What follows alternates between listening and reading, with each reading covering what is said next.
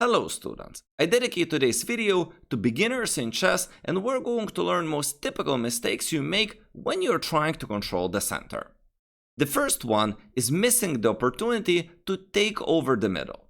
If you can have two healthy pawns in the center, it's almost always very good for you.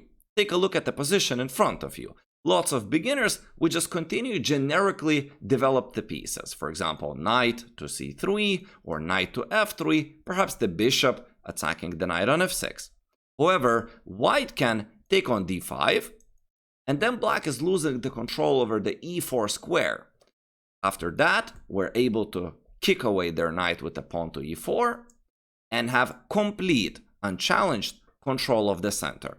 What is the advantage of having these two powerful pawns in the middle? Well, you see, they're going to shield your bishops and knights when they're going to come to the center, and they can occupy the best squares in the middle of the board while being safely protected from opponent's pawns. At the same time, your opponent will have difficulties placing their minor pieces on the center because your pawns are going to continuously threaten to chase them away from there. The second very common mistake is to open up the position in the center when you're behind in development. Bad strategic decisions lead to tactical opportunities for our opponents. And if you're going to strike in the center where you're going to be exchanging pawns, the interactions between your pieces and opponent's pieces are going to start occurring. Their pieces will be able to aim at your queen and king. Such decision have to be very carefully considered by a chess player, because if you don't have as many pieces developed as your opponent does, that means you're likely going to lose that battle. This good-looking move d5, which seemed to increase the central control, is actually awful, as after d5, white is going to take on d5 and is going to continue offering opening of the position. After we take and take and take and take, you could start noticing that while the position opened up, it's only benefiting white, who is developing the initiative. This was a real game where my student played bishop b7, then we had rook to e1, and after knight f6, player with the black pieces was shocked when white took on b5 and landed a checkmate on the board. The problem is that we're having a double check, and black cannot block both checks with one move, and therefore in 12 moves, white actually won the game.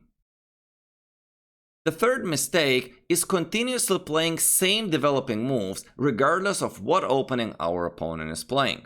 We're very used to starting with e4, and after a move like e5, we comfortably develop the light square bishop to a square like c4. Here it's very good because it continuously aims at this weak square in f7, which is only guarded by the king.